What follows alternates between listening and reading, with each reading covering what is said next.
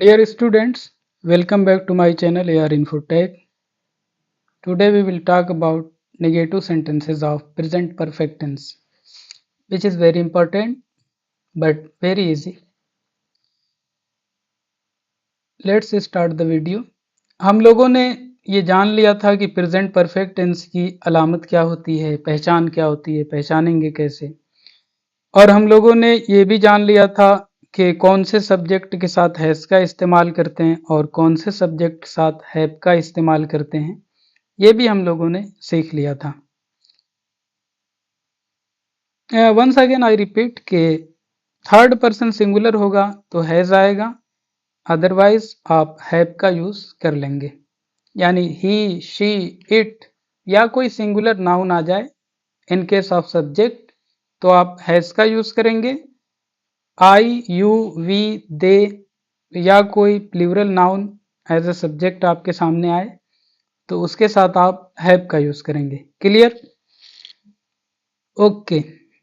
तो आज का हम लोग का टॉपिक है निगेटिव सेंटेंसेस। इसका स्ट्रक्चर फार्मूला, सबसे पहले हमारा सब्जेक्ट आएगा, उसके बाद हैज या है, उसके बाद हम नॉट लगा देंगे, फिर वर्ब। यानी ये हमारा हेल्पिंग वर्ब है और ये हमारा वर्ब है, इन दोनों के बीच में हम नॉट को पुट कर देंगे। सिंपल, बाकी कोई चेंजिंग नहीं है और इस तरीके से ये हमारा निगेटिव सेंटेंस में कन्वर्ट हो जाएगा। अब बनाएंगे कैसे? वो लोग घर नहीं गए हैं तो सबसे पहले हमारा सब्जेक्ट है वह लोग की इंग्लिश होती है दे, और दे के साथ क्या लगेगा? 5 seconds. Have, they have. Not लगाना है, लगा दीजिए, दे हैव नॉट। और गए हैं मतलब जाना, जाना की अंग्रेजी गो, थर्ड फॉर्म उसकी क्या होगी? Gone, GONE। They have not gone home, full stop. ये आपका बन गया। अब ये है उसने अपना काम नहीं किया है। उसने, कल हमने इसके बारे में बताया था। ये देखिए लफ्ज आया उसने, तो आपको लगेगा यहाँ पे हिज आएगा या हिम आएगा, ऐसा कुछ नहीं होने वाला। आपको ये चेक करना है कि जो उसने का वर्ड आया है वो किस केस में है। जैसे ये स्ट्रक्चर के अंदर बन क्या रहा है। ठीक है, सब्जेक्ट बन रहा है, वर्ब बन रहा है, ऑब्जेक्ट बन रहा है, क्या बन रहा है? तो कह रहा है कि उसने अपना काम नहीं किया है। किसने अपना काम नहीं किया? उसने। तो ये क्या बना? काम करने वाला, न करने वाला, उसे सब्जेक्ट कहते हैं। और जब ये सब्जेक्ट है मतलब नॉमिनेटिव केस में ये आ गया, तो नॉमिनेटिव केस के अंदर उसकी अंग्रेजी ही या शी लिखेंगे, क्योंकि इसका जेंडर क्लियर नहीं है। उसने अपना काम किया है, ये मेल भी हो सकता है या फीमेल। तो यहाँ पर क्लियरली आप कुछ नहीं कह सकते। ठीक है, तो इस तरह के सेंटेंस में आप ही या शी, इन दोनों वर्ड्स में से जो मर्जी लिख सकते हैं। ओके, तो हम लोग शी से बना लेते हैं। शी, और शी के साथ हमारा हेल्पिंग वर्ब यूज होगा has, because she is third person and singular also, so we use has.